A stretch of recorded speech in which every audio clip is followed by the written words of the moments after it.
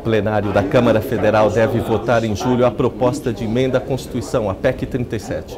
O projeto pretende tirar o poder de investigação criminal dos Ministérios Públicos Estaduais e Federal, modificando a Constituição brasileira. Na prática, se aprovada, a emenda praticamente inviabilizará o Ministério Público de conduzir investigações, ficando somente as polícias federal, civis dos estados e do Distrito Federal e do Ministério Público no âmbito penal. Eminente presidente Marcos da Costa, primeira palavra dirijo a Vossa Excelência, uma palavra de cumprimento, uma palavra de homenagem pela forma como vem conduzindo os destinos da advocacia paulista ao lado dos seus operosos diretores.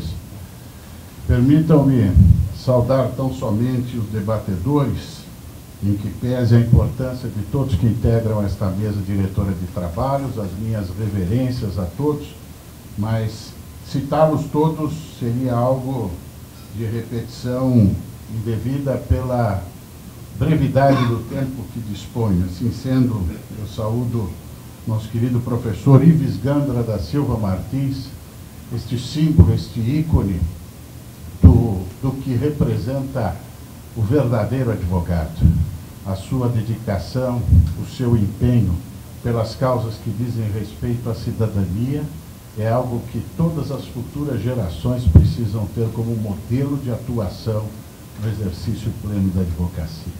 Receba, pois, meu querido professor Ives, mais uma vez, as minhas sinceras homenagens. Da mesma maneira, meu querido e sempre presidente, Dr. José Roberto Batoque, brilhante criminalista, corajoso criminalista, que tem pautado a sua carreira, não só na defesa dos interesses da advocacia, da cidadania, mas sempre muito atento, opinando e interferindo nas questões de interesse de toda a sociedade, nos momentos onde a voz competente, a voz experiente precisa ser ouvida. Mais uma vez, Sua Excelência, presidindo esta importante comissão nesta casa, tem a missão de conduzir esses trabalhos para que possamos fazer desse debate e desta iniciativa algo que possa repercutir em todo o território nacional. Saúdo da mesma maneira o eminente delegado de polícia, hoje nosso colega advogado, Dr. Luiz Carlos Freitas Magno, eminente mestre em Direito, professor de Medicina Legal, conferencista desta casa, a quem também cumprimento por todo o trabalho realizado e faço um destaque de sua atuação na luta permanente de combate ao uso de entorpecente, ao seu trabalho junto aos jovens. Vossa Excelência merece esse registro de congratulações. Também um destaque e uma homenagem ao eminente Dr. Roberto Troncon Filho, superintendente da Polícia Federal, a quem publicamente agradeço pela forma atenta que teve a interlocução com esta casa durante o período em que fui presidente, onde Sua Excelência estava à frente da Polícia Federal naquela oportunidade e hoje, da mesma maneira, com o nosso presidente Marcos da Costa. Quero agradecer a atenção que tem dado aos feitos da advocacia, num diálogo leal, autêntico, para melhorar o dia a dia deste trabalho que é a somatória de esforços daqueles que operam no direito, quer seja a autoridade policial, integrante do Ministério Público, o advogado e o magistrado. E aproveitando com isto, saudar todos os demais amigos, companheiros e autoridades que hoje nos brindam com suas presenças, além dos colegas e da imprensa presente. Esse tema, na verdade, é um tema que foi, ao longo do tempo, completamente desvirtuado. Eu queria só, para iniciar, colocar a necessidade e urgência de nós nos posicionarmos de maneira firme, publicamente, ampliando este posicionamento para todo o território nacional, esclarecendo a opinião pública que vem sendo, lamentavelmente, diante de informações falaciosas, equivocadas, vem fazendo juízo de valor sobre esse tema, com premissas, muitas delas falsas, e, consequentemente, equivocando-se nas suas conclusões. Vejo manifestações de pessoas que têm responsabilidade na nossa sociedade, formadores de opinião, inclusive, e que opinam, formando opinião de muitos, mas sequer conhecendo do que estão tratando, sobre o que estão opinando. E esta campanha que se fez contra a PEC 37 tem um fundamento, tem uma razão de ser, e é sobre isso que eu quero, de pronto, lhes falar. Mas não sem antes aproveitar este momento, onde assistimos o Ministério Público, tanto estadual quanto federal, instituições que tanto respeitamos, instituições indispensáveis para a manutenção do nosso Estado democrático de direito, instituições fundamentais para que possamos todos nós construir a justiça, instituições que, como a magistratura, como a advocacia, como as demais instituições que são colunas de sustentação do nosso Estado democrático de direito, têm suas atribuições estabelecidas em lei. E a observância desses limites é que faz com que o Estado de Direito, que nada mais é do que todos nós vivemos sob o império da lei, que possa, mais uma vez, ser reprisado nos limites estabelecidos por essa própria lei. Assim sendo, meu caro presidente Marcos da Costa, eu queria, de pronto, fazer uma proposta a Vossa Excelência. Diante da qualidade dos expositores, dos debatedores, dos espectadores aqui hoje, com exceção minha, evidentemente, eu quero propor a Vossa Excelência que transforme esta mesa redonda num ato público de apoio à PEC 37, pela absoluta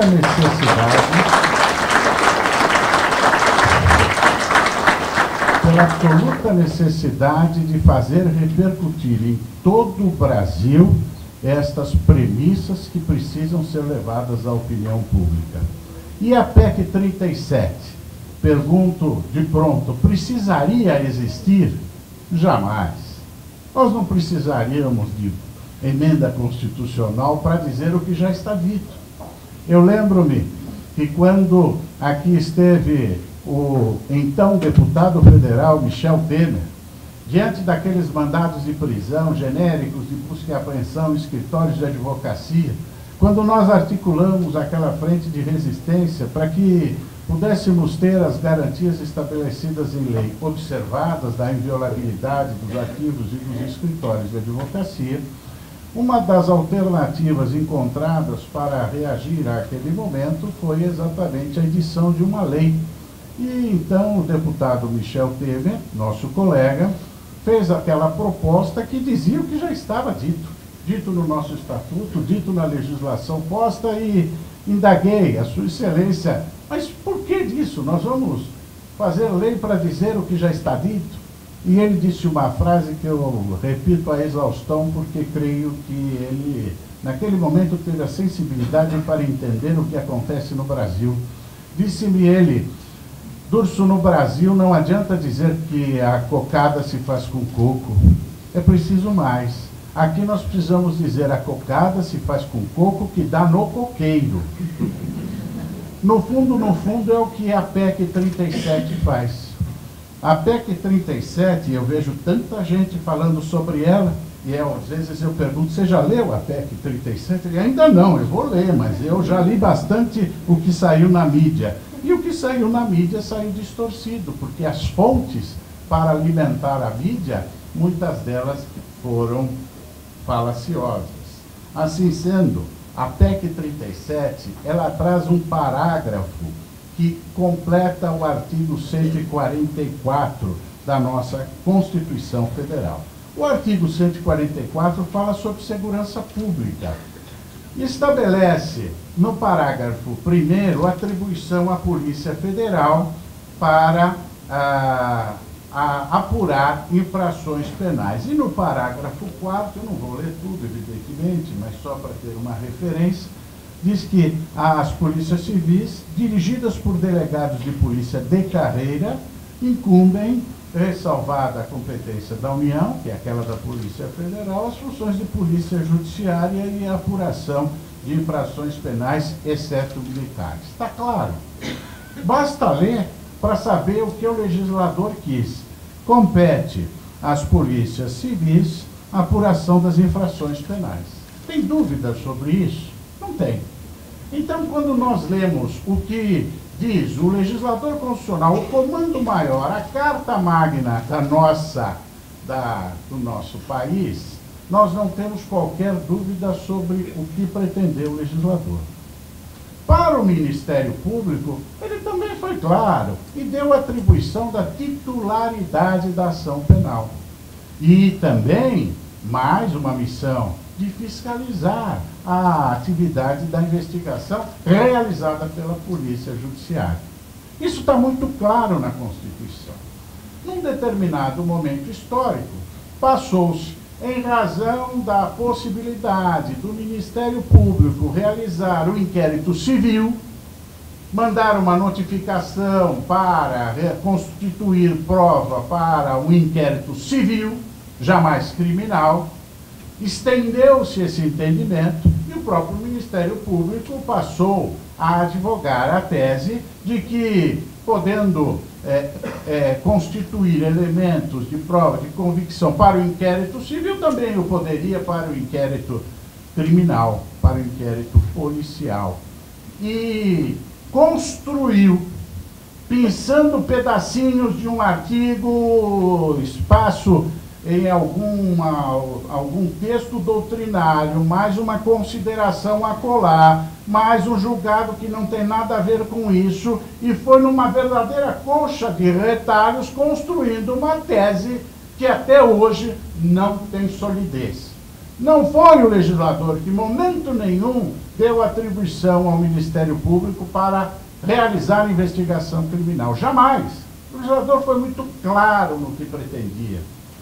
Portanto, entre ficar com a construção da colcha de retalhos para uma tese que é muito frágil, e entre uma leitura objetiva, clara, do que quer o legislador, nós não temos opção. O intérprete da lei tem a obrigação de interpretar o texto como ele foi posto. Assim sendo, está claro na Constituição. Então, a premissa é esta. O Ministério Público não tem poderes para investigar.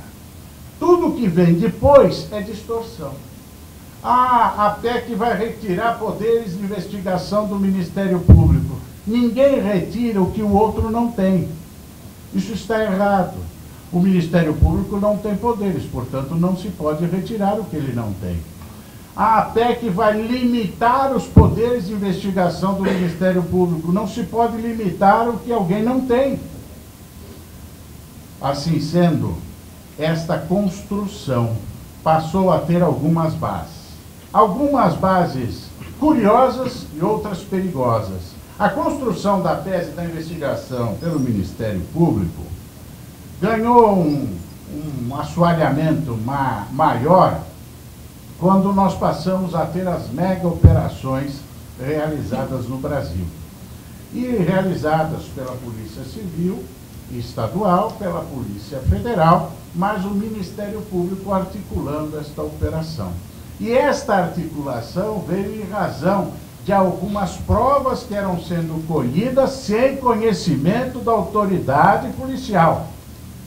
Provas essas, muitas delas, que não chegavam a ser incluídas no inquérito policial.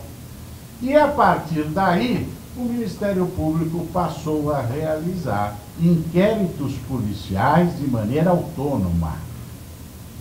E aqui eu quero lembrar, nesta altura, já que nós não temos lei que autorize o Ministério Público a investigar, e diante de argumentos que tentam dizer, se nós não temos lei, vamos então criar a lei e o Ministério Público investiga. Pergunto, é possível isto? É adequado isto para o Brasil? Não é. E por que não é? Porque Porque Montesquieu, lá atrás, para fazer com que o Estado Todo-Poderoso pudesse ser controlado, ele divide o Estado em três partes. A tripartição dos poderes do Estado tem uma atribuição direta e indireta, que é do autocontrole do próprio Estado. Assim sendo, o fracionamento divide responsabilidades, atribuições que se tem por missão autocontrolar.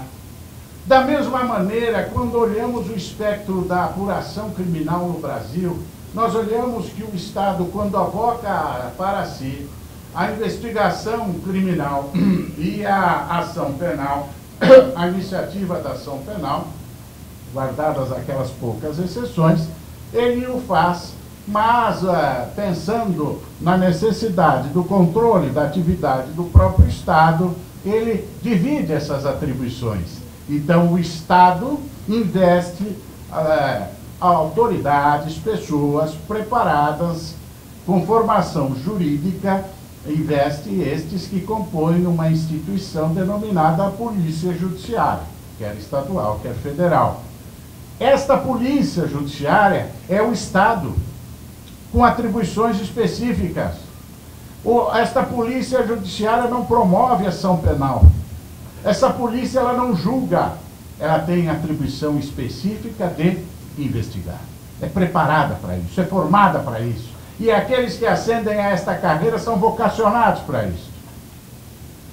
Nesse espectro da persecução criminal no Brasil, ao término da investigação realizada pela Polícia Judiciária, com aquela atribuição do Ministério Público de fiscalizar essa atividade, não de realizá-la, de fiscalizar a atividade de investigação, nós temos o Ministério Público recebendo o resultado desta investigação para fazer o seu juízo de valor, a sua opinião delicti e promover a sua competente ação penal. Assim sendo, nós estamos diante de uma instituição formada por pessoas com formação jurídica, igual àquela formação que tem a autoridade policial, igual à formação que terá o juiz daqui a pouco, sobre quem falarei. Mas estes componentes desta instituição são investidos com o poder do mesmo Estado. É o mesmo Estado que investiga, é o mesmo Estado que acusa, e é o mesmo Estado que julga. Mas as divisões de atribuição e de competência que são estabelecidas na lei, elas existem para haver um mecanismo de pesos e contrapesos, de autocontrole. Assim sendo, a autoridade policial faz a investigação de maneira isenta, não parte do indivíduo para buscar a sua culpabilidade, ao contrário, ela parte do fato para buscar a materialidade e a autoria. A isenção nesta atividade é inerente à própria atividade. Diferente deste outro pedaço do Estado, desta outra etapa do Estado com competência específica para promover a ação penal, que é o Ministério Público. É parte, tem a função de acusar, e na dialética processual, diante da defesa que se antepõe à acusação, diante dos primados constitucionais, do devido processo legal, do contraditório, da ampla defesa, o resultado disto é endereçado para que outras pessoas, com formação jurídica igualzinha do Ministério Público e da Polícia, estas pessoas investidas com o poder do mesmo Estado, com uma atribuição diferente, vão julgar de maneira isenta. Se respeitarmos os limites de atribuição, nós temos um sistema que funciona e funciona bem. Ah, mas a polícia não conseguiu investigar adequadamente. Quando o Ministério Público diz isso, eu penso comigo. E esta instituição que tem a obrigação de fiscalizar, também não fiscalizou bem. Se há omissão aqui, há omissão lá. Se há problemas aqui de ordem material, que o Estado venha suprir esses problemas. De ordem financeira, que o Estado venha a dar uma condição de contrapartida adequada à atividade, à responsabilidade. De modo que tudo o que se tem falado com relação às limitações e fragilidades que a polícia eventualmente possa ter, todas as afirmações são passíveis de solução. Basta que o Estado, sempre o mesmo Estado, as promova.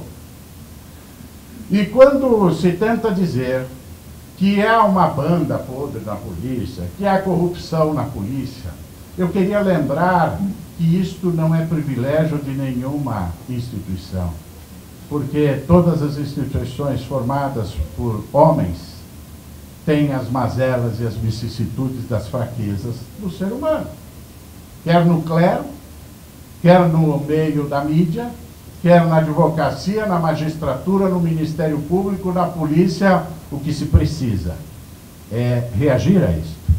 Dizia o poeta, não se admite que na sua cabeça se faça um ninho. O pássaro pode pousar, mas ninho jamais. Se temos uma situação de corrupção, de desvio de comportamento dentro da instituição, há a possibilidade de reagir e extirpar aquilo que trouxe o desvio de comportamento. Assim sendo, toda essa discussão que se construiu nesta base falsa de que o Ministério Público tem poderes para investigar, construção de coxa de retalhos numa tese absolutamente frágil, inexistente até. Constrói-se esta tese, que é uma tese que não se sustenta no plano legal. No plano da conveniência, pode o Ministério Público investigar diante desta divisão que o sistema estabeleceu? Não pode. Subverte o sistema. E se o Ministério Público pudesse investigar, por que a defesa também não poderia? Vejo argumentos, às vezes, sustentados por autoridades que defendem estes supostos poderes do Ministério Público a dizer quem pode o mais, pode o menos. Se o promotor pode promover a ação penal, não pode ele investigar? Eu respondo com outra pergunta. Se o juiz pode decidir, não poderia ele investigar e promover a ação penal? Não. Não, porque as atribuições são muito claras, precisas, e a lei as estabelece de maneira a haver a complementação das atividades e o controle da própria atividade estatal. Vejam que quando a autoridade policial tem conhecimento de um fato definido como crime, deve proceder à investigação indistintamente, sob pena de prevaricação. Não há alternativa.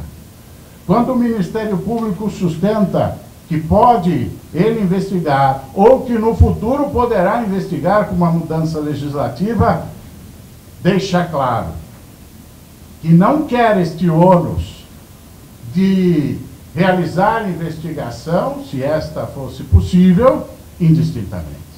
Quer escolher, quer eleger. A que título? Com quais critérios?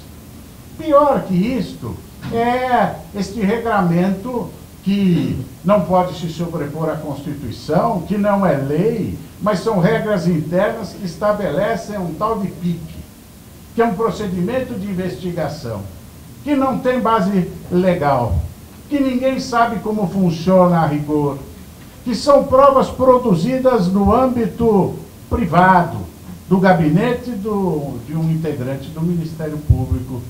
Isto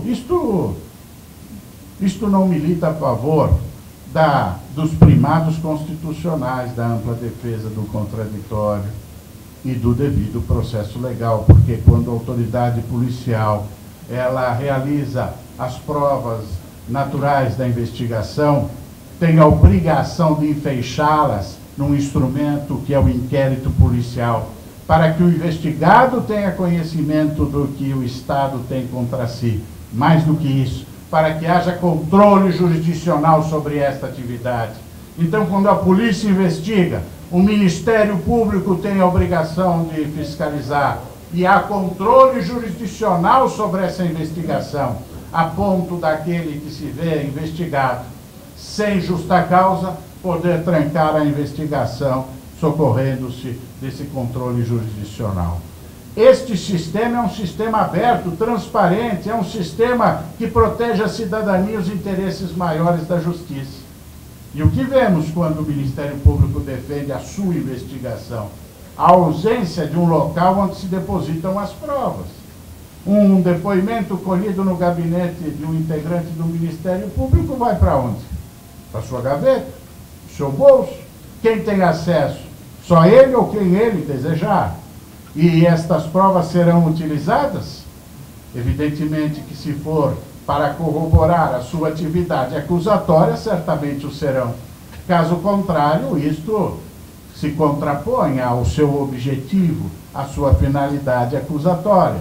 Portanto, temo que não será usado. Assim sendo, isto se antagoniza com os princípios constitucionais de garantia da cidadania. Vou mais longe no que diz respeito à premissa perigosa.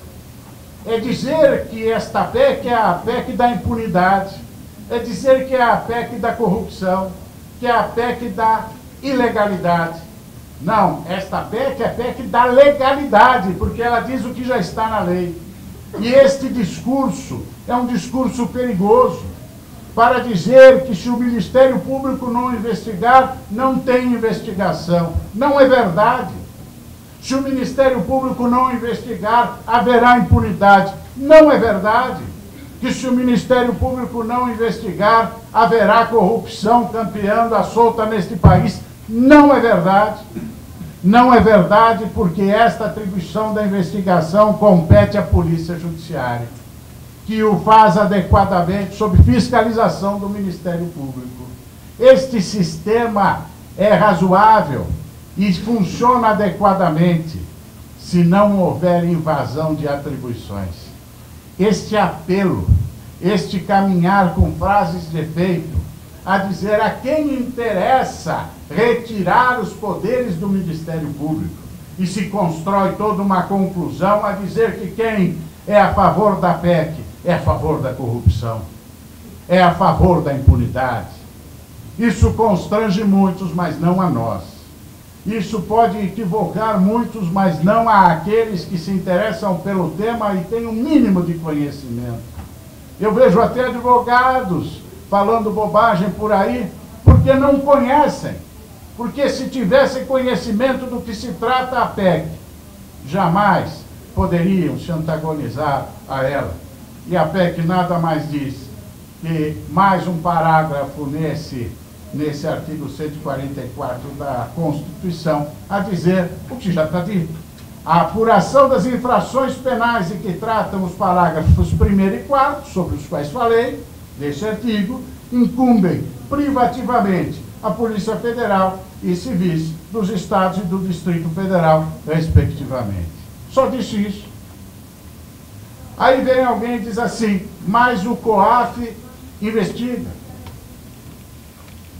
mas a CVM investiga, a CPI investiga, e se for privativamente a polícia investigar, nenhum desses órgãos de controle poderá mais investigar. Outro equívoco.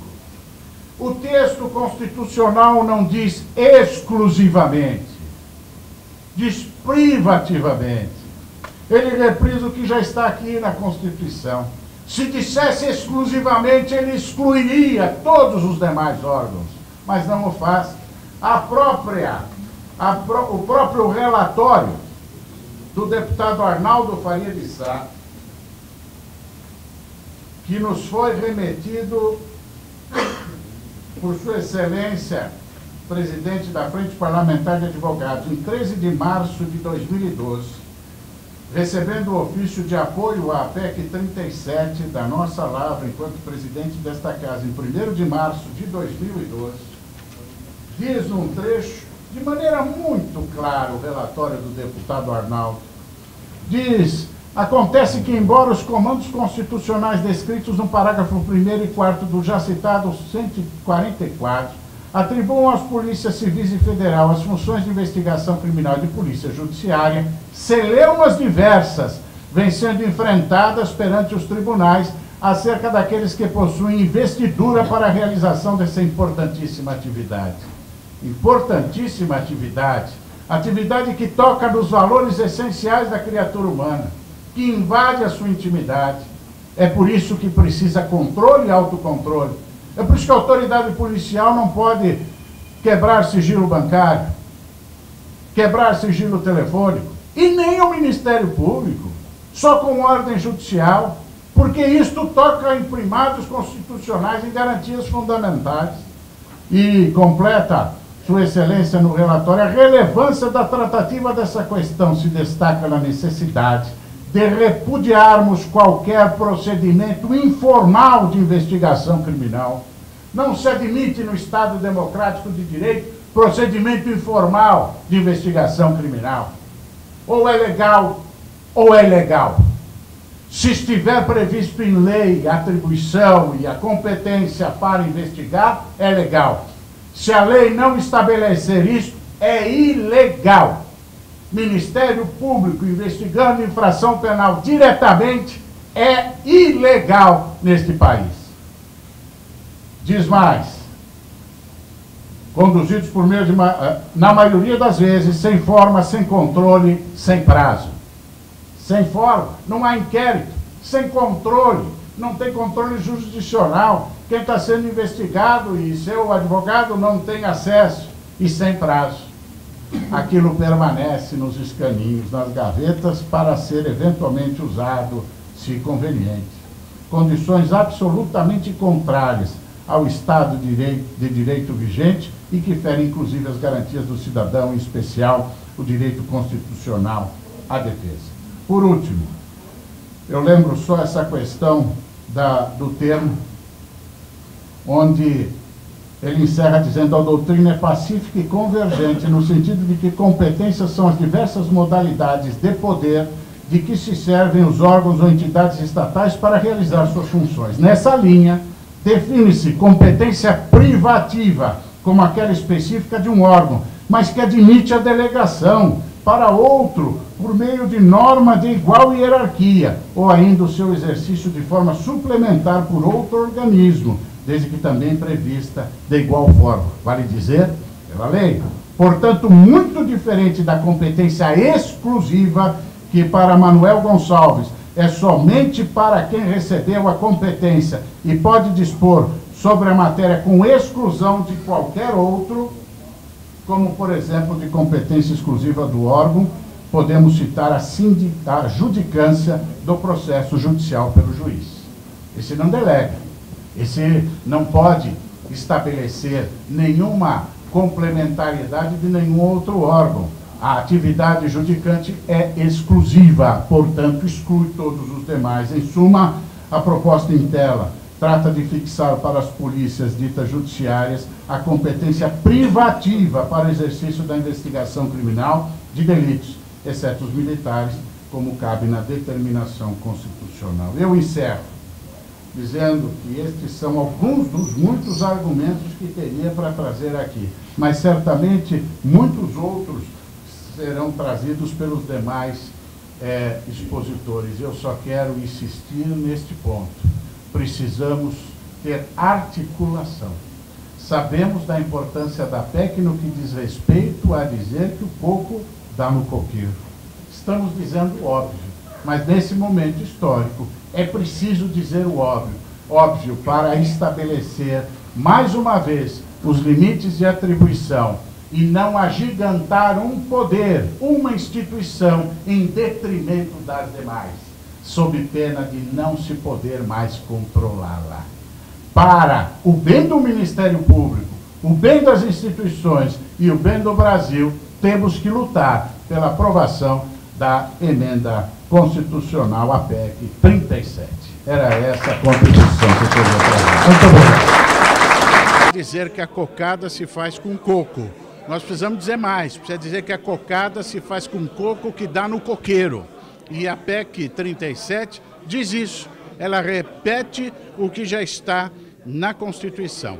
Assim, essa história de que a PEC é a PEC da ilegalidade, da impunidade, da corrupção, isso é falácia, é balela. O Ministério Público não tem poderes de investigar e quando se diz que a tentativa é de retirar poderes ou de reduzir poderes de investigação do Ministério Público, isso é um erro, está equivocado. A lei não fala isso. Ao contrário, a lei estabelece de maneira muito clara as competências do Ministério Público e da Polícia. Nós defendemos a PEC porque este repisar, este conceito, deixa claro, de uma vez por todas, o que cada um deve fazer no Estado democrático de direito. E se nós olharmos o nosso sistema, nós vamos ver que é sempre o Estado. O Estado Polícia, o Estado Ministério Público e o Estado Juiz. O Estado Polícia, com isenção, investiga. O Estado Ministério Público, o mesmo Estado, com outras atribuições, Ministério Público acusa, e o mesmo Estado, com outras atribuições, juiz, decide. Esse sistema de autocontrole, de divisão, faz com que o Estado possa se autocontrolar, que é o princípio de Montesquieu, quando ele faz a tripartição dos poderes. Ele não divide o Estado em executivo, legislativo e judiciário. Por que ele faz isso? Para dividir o Estado, para que o Estado possa se autocontrolar. O poder absoluto corrompe absolutamente, já se disse. Daí porque a necessidade de fragmentar essas atribuições do Estado para o sistema funcionar de maneira justa. Subverter isto vai trazer o caos. E o Ministério Público não pode investigar. Da mesma maneira que o juiz também não pode investigar e também não pode acusar. Eu vejo alguns promotores dizendo que quem pode o mais, pode o menos. Se o promotor pode promover a ação penal, é sua atribuição, por que ele não pode investigar? Pode sim, dizem eles. Eu daria a resposta dizendo, se o juiz pode decidir, então ele poderia investigar, processar e decidir. Isto é uma balela, não é argumento que se sustente, e nós temos que olhar o que diz a lei. E a lei é clara, não adianta tentar construir por aqui ou por ali uma interpretação forçada. A lei estabelece que a competência para investigação de crime no Brasil é a Polícia Judiciária. Para propor ação é o Ministério Público, que fiscaliza a polícia. Dizer que a polícia não está agindo bem, isso é responsabilidade também do Ministério Público, que não fiscalizou direito. Dizer que a polícia está mal equipada, equipe a melhor. Mal remunerada, remunere a melhor. Lhe dê condições para que ela cumpra as suas atribuições. E com isto, polícia funcionando adequadamente, Ministério Público nos limites da sua atribuição e juiz realizando a sua tarefa de julgar, nós temos um sistema de equilíbrio e o Brasil caminha para uma situação melhor.